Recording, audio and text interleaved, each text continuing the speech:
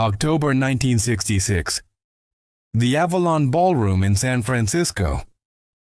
Grace Slick stands in the balcony watching the crowd below disperse after a Jefferson Airplane concert.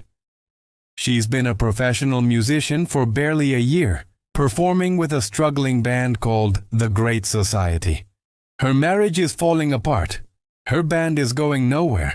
Then Jack Cassidy, Jefferson Airplane's bass player, approaches her seemingly out of nowhere. His question is simple, almost casual. What do you think about singing with the airplane? Grace tries to play it cool. Years later, she'd describe her actual reaction as anything but calm. Inside her head, she's screaming, "This is the varsity squad. This is the band that matters." But outwardly, she just says it might work. What neither of them knows in that moment is that this conversation will change rock music forever. 7 weeks earlier, Jefferson Airplane's original female vocalist, Signe Tully Anderson, had given birth to her first child. Anderson loved being in the band, but she loved her daughter more. The choice was straightforward. She would leave to raise her family. The airplane needed a replacement, and they needed one fast. They had studio time booked for late October.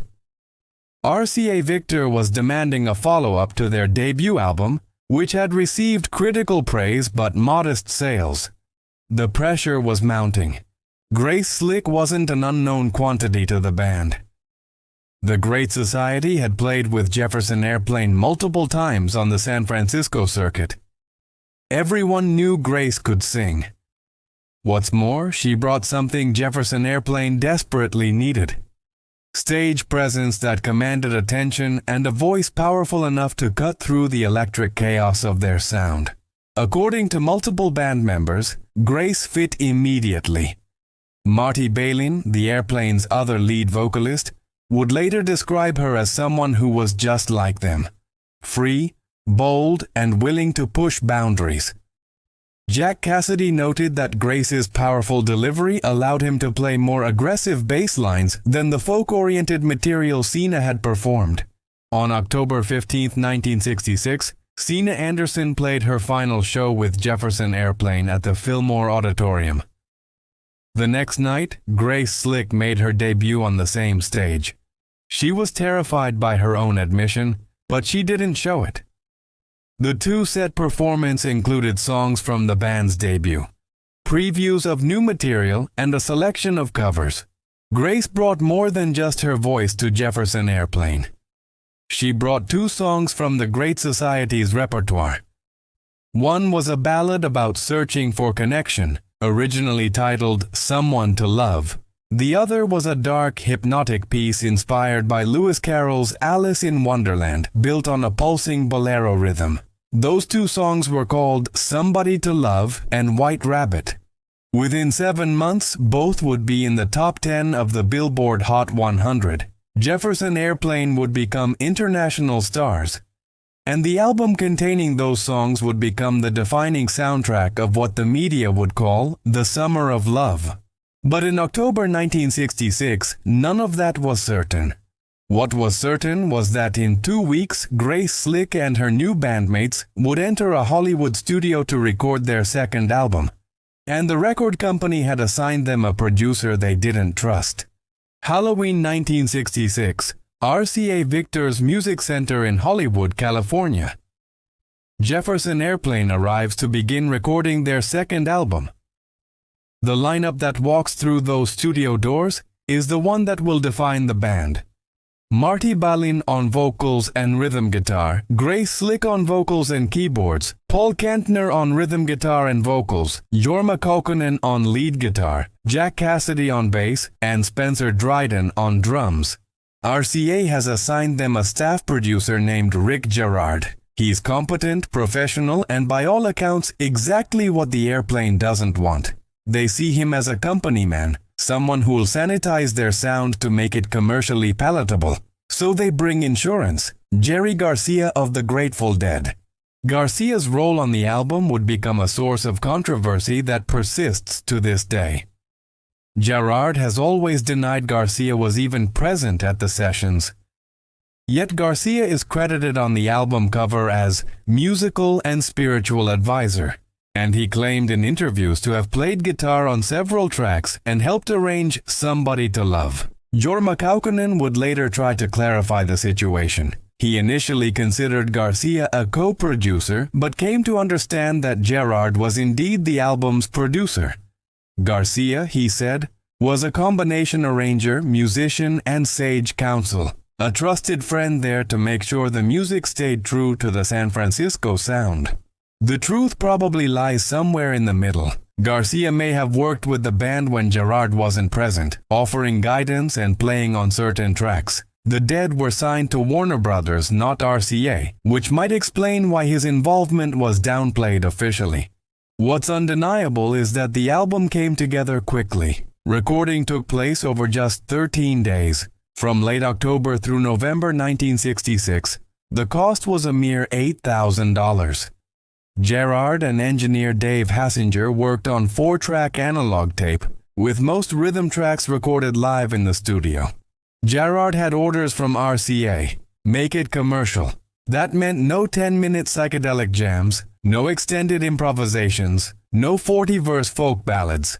Keep it tight, keep it radio-friendly. He also forbade the band from smoking marijuana during the sessions, a rule that was universally ignored and contributed to them not rehiring him for future albums. The first song recorded on October 31st was She Has Funny Cars, a collaboration between Kaukonen and Balin featuring Spencer Dryden's Bo Diddley-inspired drum pattern. The title was, according to Balin, surrealistic nonsense, words chosen for their sound rather than literal meaning. But the songs everyone was waiting to hear were Grace's contributions. Somebody to Love wasn't originally Grace's song. Her brother-in-law, Darby Slick, had written it for the Great Society, where it was titled Someone to Love. The Great Society had released it as a single in February 1966, but it went nowhere. The song expressed a feeling that resonated deeply with the growing counterculture. Disillusionment with traditional values and a desperate search for authentic human connection. The opening lines questioned what happens when everything you believed in crumbles around you. When Jefferson Airplane recorded their version, they transformed it. Grace's powerful contralto voice gave the lyrics new urgency. The band slowed down the Great Society's tempo and added funkier bass lines from Cassidy. Jerry Garcia reportedly helped rearrange the song, though the exact nature of his contribution remains debated. According to legend, it took the Great Society more than 50 takes to get a satisfactory version of Someone to Love when working with producer Sylvester Stewart, who would soon become famous as Sly Stone. Stewart reportedly walked out in frustration. Jefferson Airplane, by contrast, nailed their version in far fewer attempts. The result was explosive. Grace's vocal performance combined vulnerability with defiance. When she asked listeners if they wanted somebody to love, it felt less like a romantic plea and more like an existential challenge. Somebody to Love would be released as a single in March 1967. It entered the Billboard Hot 100 and climbed steadily, eventually peaking at number 5. Jefferson Airplane appeared on the Smothers Brothers Comedy Hour on May 7th, performing with a recreation of their swirling light show. The first time most of America had seen such psychedelic visual effects. They followed up with an appearance on American Bandstand on June 3rd.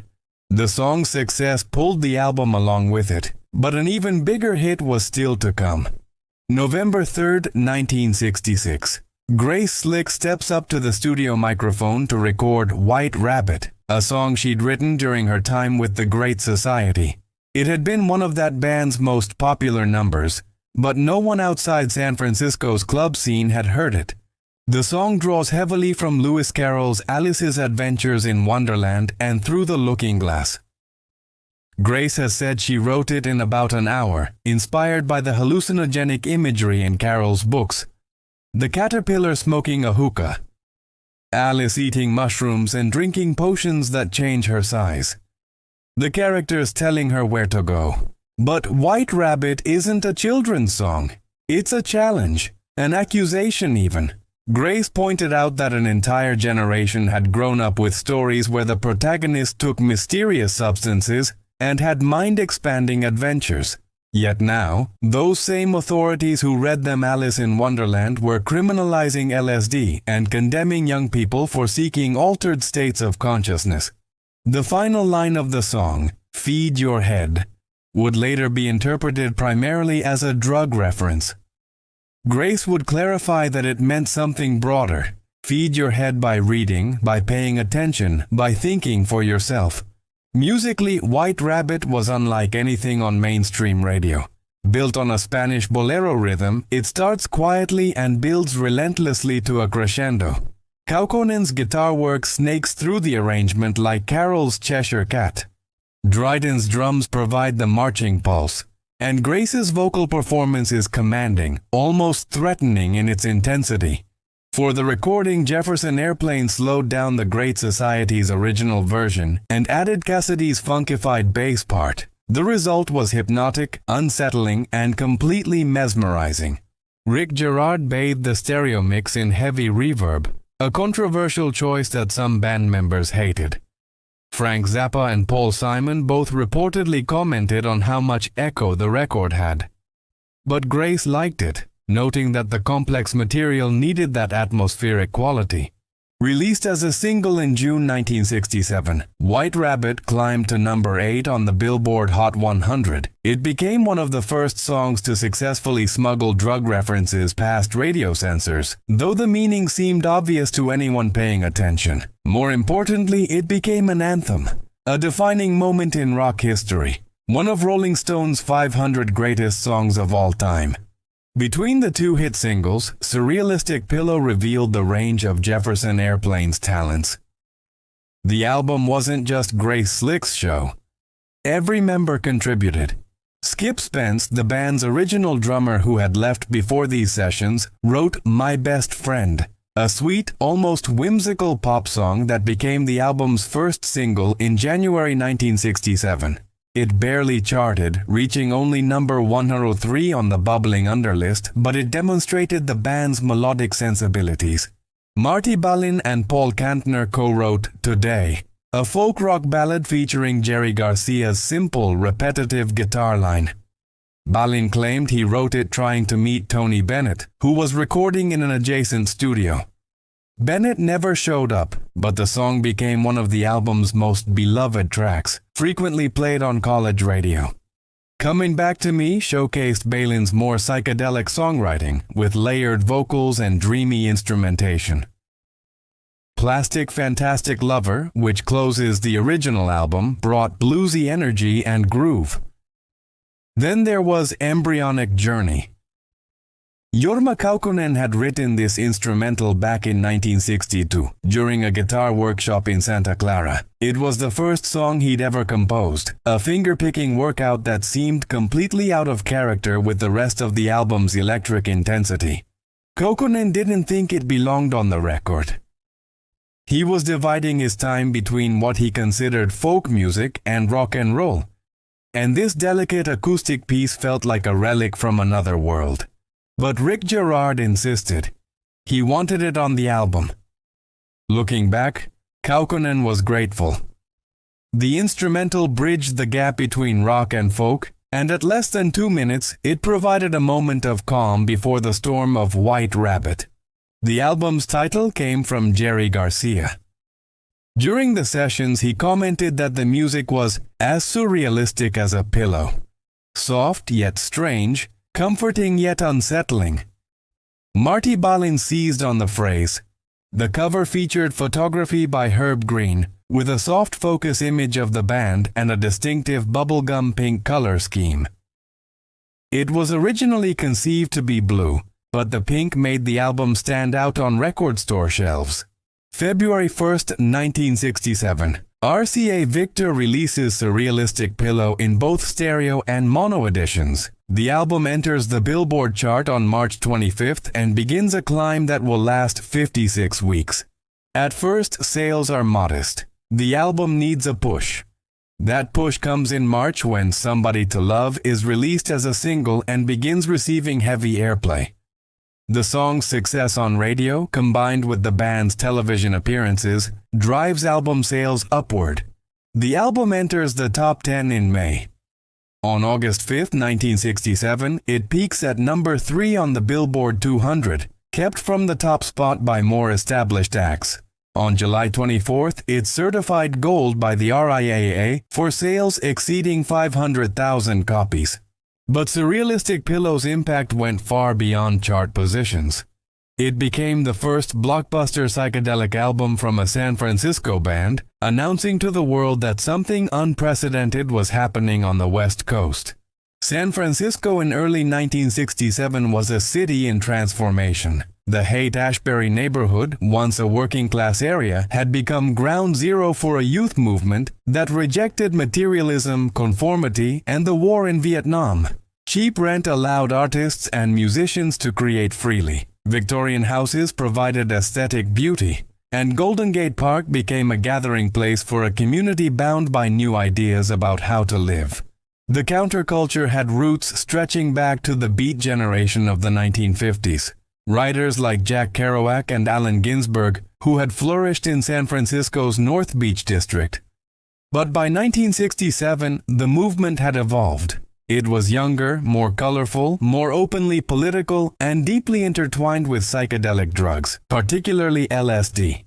On January 14, 1967, just weeks before Surrealistic Pillow's release, an event called The Human Be-In drew approximately 30,000 people to Golden Gate Park. It was billed as a gathering of the tribes, uniting political activists with the bohemian Haight-Ashbury community.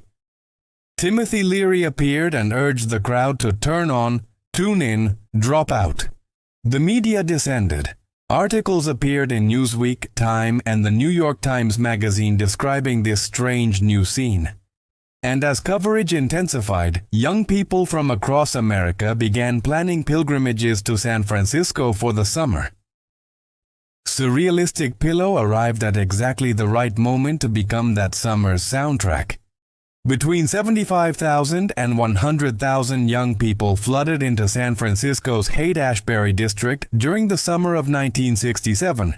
They came seeking community, enlightenment, and freedom from the constraints of mainstream society. What they found was both transcendent and troubling.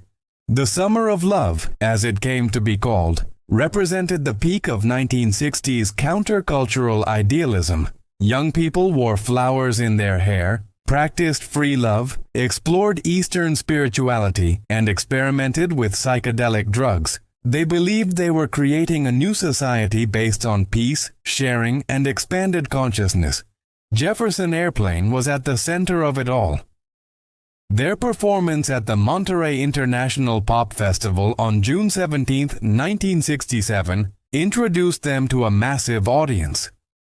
The three-day festival, planned in just 7 weeks by John Phillips of the Mamas and the Papas and record producer Lou Adler, drew over 200,000 attendees and featured performances by The Who, Jimi Hendrix, Janis Joplin, Otis Redding, and the Grateful Dead.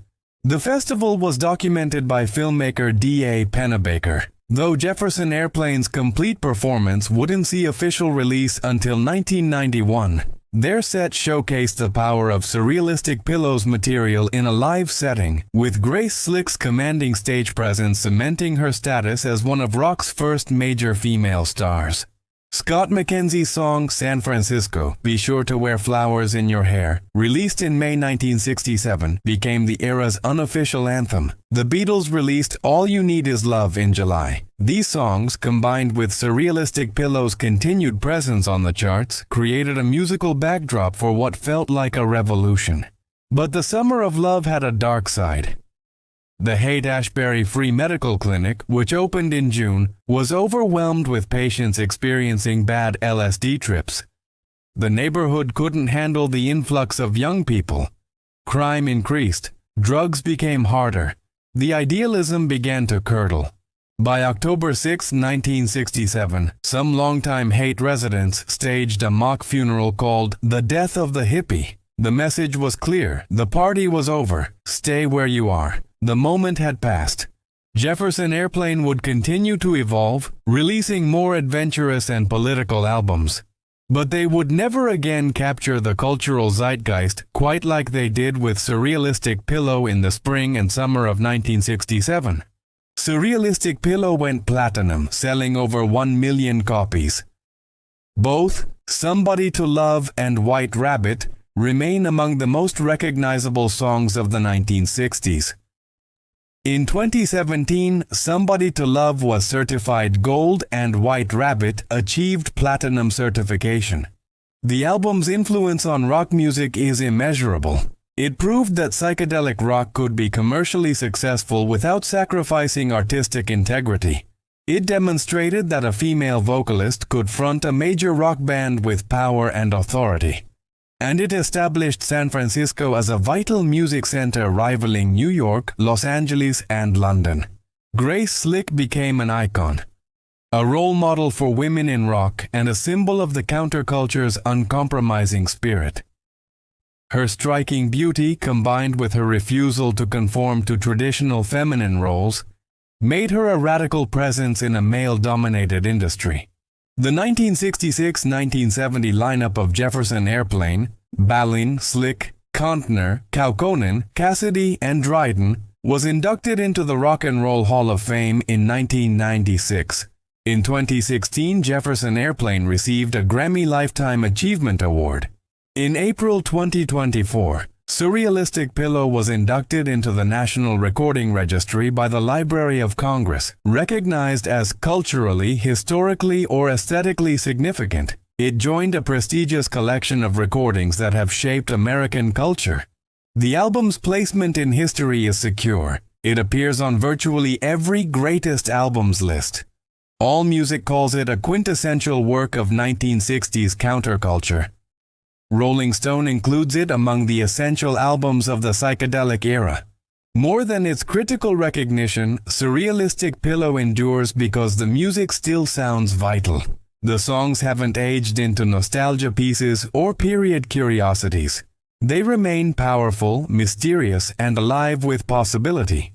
Jefferson Airplane's story didn't end with Surrealistic Pillow, but it did begin its complications there. The band would release several more acclaimed albums after bathing at Baxter's, Crown of Creation, Volunteers, each pushing further into experimental territory and political content. But internal tensions grew. Marty Balin became increasingly frustrated with the band's direction and left in 1971. Grace Slick's alcohol and drug use escalated, leading to erratic behavior and missed performances. Legal battles with their former manager Matthew Katz dragged on for years. The summer of love's utopian promise faded quickly. By 1968, the Haight-Ashbury scene that Surrealistic Pillow had soundtracked was unrecognizable. What had been a close-knit community became overrun with tourists, runaways, and opportunists.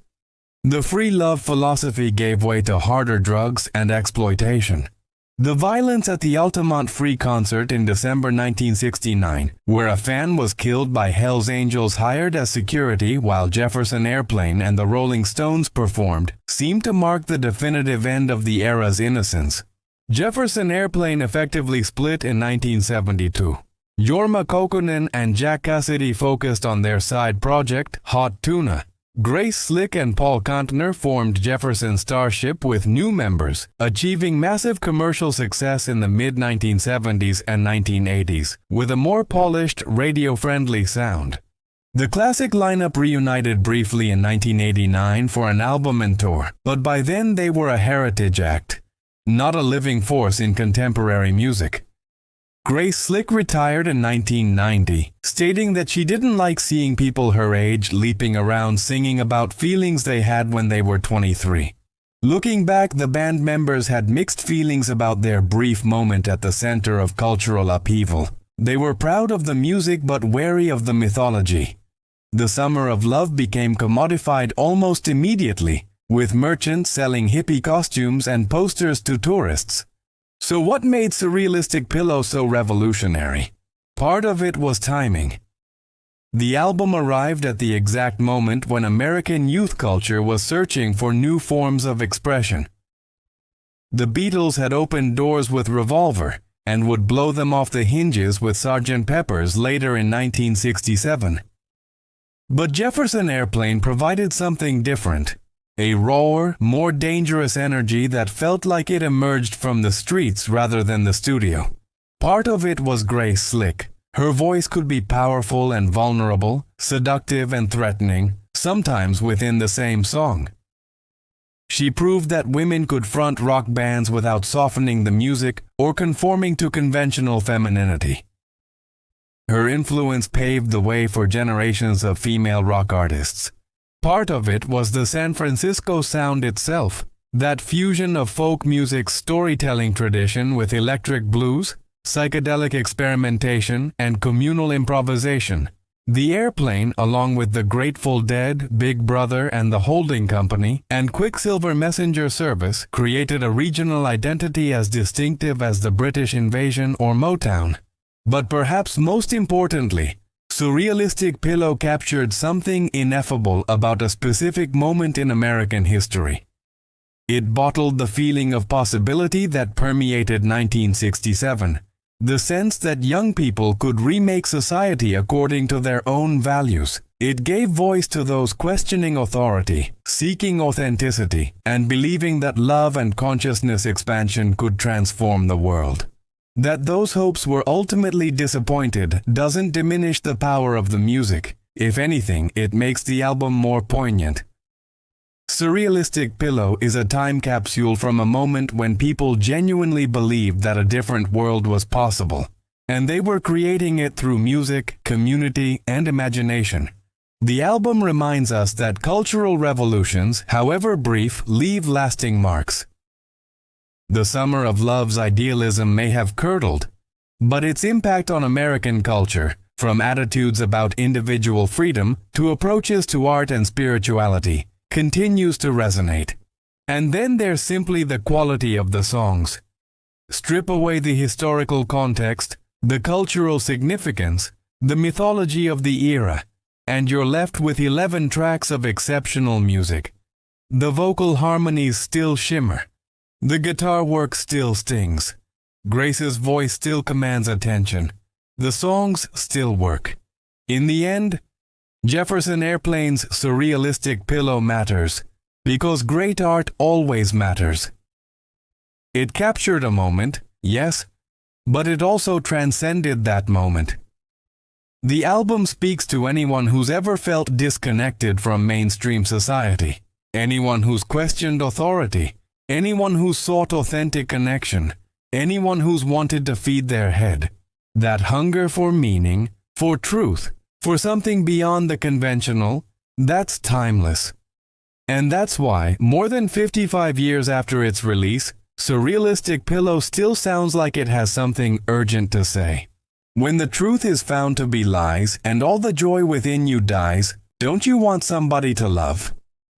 The question Grace Slick asked in 1967 remains as relevant today as it was when 100,000 young people flooded into Haight-Ashbury looking for answers. Jefferson Airplane didn't provide those answers, but they asked the right questions. And they did it with music that still makes you want to close your eyes, turn up the volume, and follow the white rabbit down the hole to wherever it leads.